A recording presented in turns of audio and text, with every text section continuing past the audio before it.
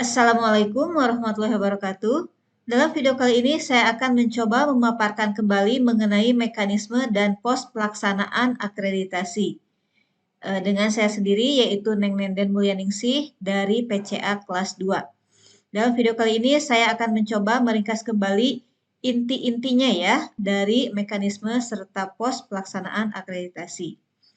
Seperti yang sudah kita pahami bersama, setelah tahun 2020 kita memiliki instrumen yang baru yaitu IASP 2020 ya. Dalam penyelenggaraan akreditasi yang bervariasi ini mengakibatkan perbedaan proses dan hasil, sehingga tidak menggambarkan pencapaian standar yang objektif. Ditambah dengan mekanisme dan proses akreditasi yang terstandar secara normatif dapat menjadi pedoman dalam penyelenggaraan akreditasi yang bermutu. Sehingga di sini perlu ada mekanisme dan pos pelaksanaan akreditasi. Nah, BAN SM sendiri punya 4 pilar akreditasi bermutu. Dalam hal ini ya, untuk mendapatkan hasil akreditasi yang bermutu tentu saja harus didukung oleh perangkat-perangkat yang lainnya, yaitu perangkat yang bermutu, asesornya yang bermutu, manajemennya juga harus bermutu juga. Sehingga ini 4 pilar ini menjadi satu kesatuan ya secara menyeluruh untuk mendapatkan hasil akreditasi yang bermutu.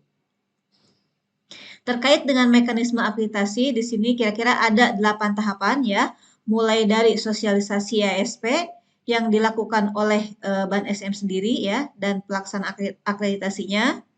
Terus nantinya akan melakukan asesmen kecukupan, mengetahui sasaran sekolah yang akan diakreditasi, yang mana ya menjadi sasaran akreditasi.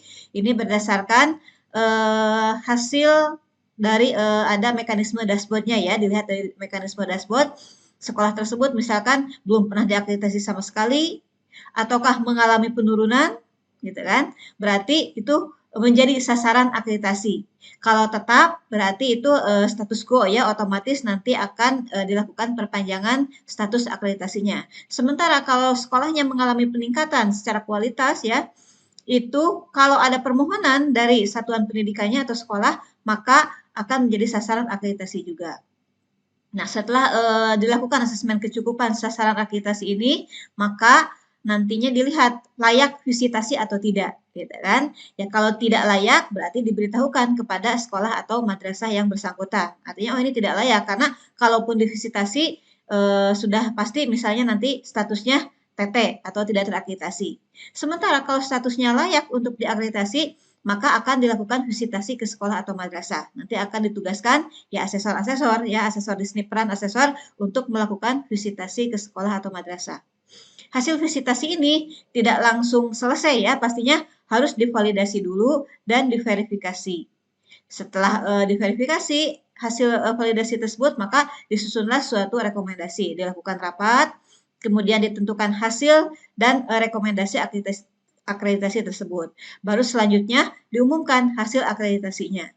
Nah, setelah diumumkan, satuan pendidikan atau sekolah punya hak ya, dia itu keberatan atau tidak terhadap hasil akreditasinya. Jika tidak, ya berarti langsung terbit akreditasinya dengan status akreditasinya seperti apa, sesuai dengan yang direkomendasikan. Sementara kalau sekolah atau satuan pendidikan merasa keberatan dengan hasil akreditasi yang sudah diumumkan, maka ada kemungkinan di sini nanti perlu ditinjau kembali, visit ulang, gitu kan. Kalau seandainya perlu divisit ulang, nanti ditugaskan lagi asesor yang berbeda ya, dengan saat akreditasi yang pertama tadi. Dan selanjutnya ke siklus 3, 4, dan seterusnya lagi. Tetapi jika tidak divisit ulang, maka terbitlah ini ya sertifikat akreditasinya sesuai dengan rekomendasinya seperti apa. Seperti itu ya. Itu secara ringkas mekanisme akreditasinya.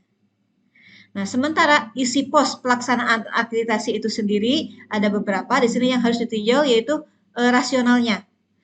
Menjelaskan latar belakang perlunya langkah kegiatan dilaksanakan.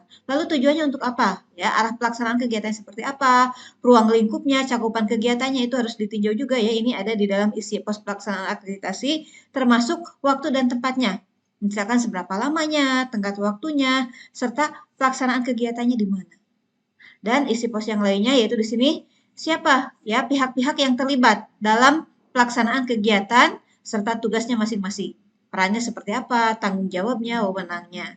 Termasuk langkah kegiatannya ini diuraikan ya. Langkah urutan pelaksanaan kegiatan. Termasuk menjelaskan juga dokumen-dokumen yang diperlukan untuk pelaksanaan kegiatan dan menjelaskan produk serta keluaran pelaksanaan kegiatan. Ini kira-kira terkait dengan mekanisme dan pos pelaksanaan akreditasi. Ini saja yang bisa saya ringkas kembali. Terima kasih. Wassalamualaikum warahmatullahi wabarakatuh.